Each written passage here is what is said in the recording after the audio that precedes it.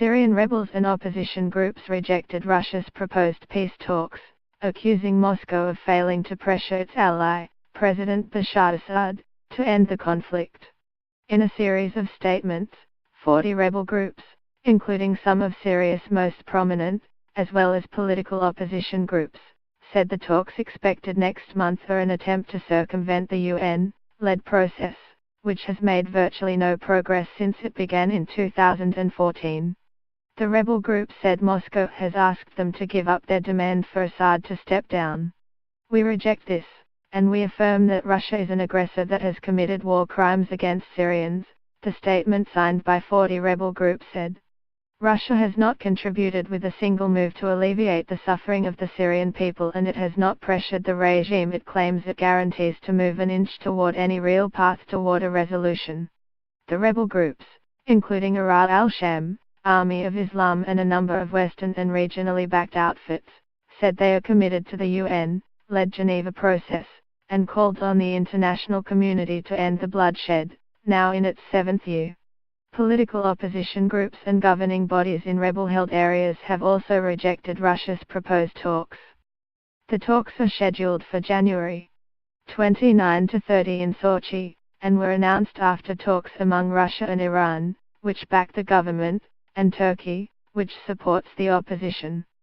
Syria's government said it would attend the talks. Assad told reporters recently that the Sochi talks have a clear agenda of discussing new elections and possibly amending the constitution. The fate of Assad has been the main point of contention in all previous rounds of talks. The opposition has long called for a transitional period in which Assad would have no role, something the government refuses to even consider. The Sochi talks would open up a fourth track of talks between parties to the complex conflict.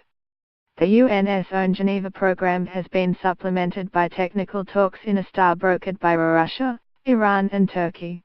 Russia periodically opens a third track through Cairo.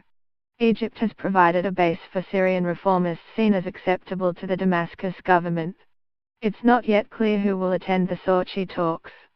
Turkey has said the Syrian Kurdish group known as the PYD, which governs around 25% of Syria's territory and wants autonomous rule, should not be invited. Russia said last week that Kurdish representatives would attend, but that it would not invite the PYD. In a statement, the self-administration of northeastern Syria, where the PYD is dominant, said the authority and not individual parties should be represented at the Sochi talks. The PYD is the major political arm of the US allied Kurdish militias that played a major role in defeating the Islamic State group. Ankara views the group as an extension of the Kurdish insurgency raging in its southeast. Highlighting its close ties to the Syrian government, Russia on Tuesday moved ahead with plans to lease a naval base in Syria for an additional 49 years. The upper chamber of the Russian parliament voted to extend Russia's lease of the Mediterranean base at Tartus, the last step before President Vladimir Putin's expected signature.